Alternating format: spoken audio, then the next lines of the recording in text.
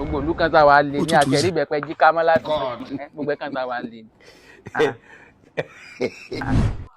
Ibi ẹ̀wọ̀ eré ń pè mí fa. Àbá Kekere ánàkùn mu láyọ̀ fún ọ lóúnjẹ.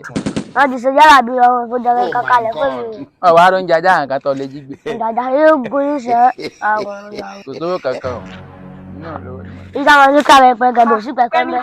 Àfà Kekere ibi ilẹ̀ wà. Ó ti wá yín. Àfà Kekere ìwọ náà mọ̀ bọ̀ mọ́ lọ. Kí o ti. Boyfriend mi ni. Kí ló tẹ̀lé? Ó pè mí lánàá pé òun fẹ́ fún mi ní nǹkan ọdún. Ó wá ní kí n mú kan nínú wig àbí iPhone. Mo wá ní kí n wá bá yín pé kẹjọ kẹ advice mi. Àbá Kekere ẹgbẹ́ bò ní ìwọ náà dá sí. You get it? Wọn ò fẹ́ ṣiṣẹ́ wọ́n fẹ́ jẹun àwọn olè. Àbàyìn dàgbé. Ṣé àmọ̀ yí pé àdàkí wà lọ́jà tí ọmọ tuntun wọ́?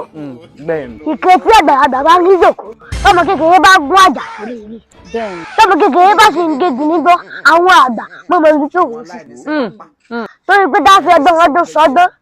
Torí jẹ́ ká pe àgbà ń wèrè. Tọmọ kékeré bá sì lásọ bí àgbà, torí lẹ́kìsà bí àgbà. Ọ̀rọ̀ tí ń bẹ̀rẹ̀ yìí, ọ̀rọ̀ sunukun ní o, ojú sunukun láti fi wò. Bó ṣe bèrè òun, á bèrè ọ̀nà kìí sì nà. Oyè sì là dáwọ́ torí igi gogoro pọ̀gùn ní lójú. Àtòkè láti wò wọ́. Igi gogoro ni ó sì gun ọ lójú bó ti wà yìí.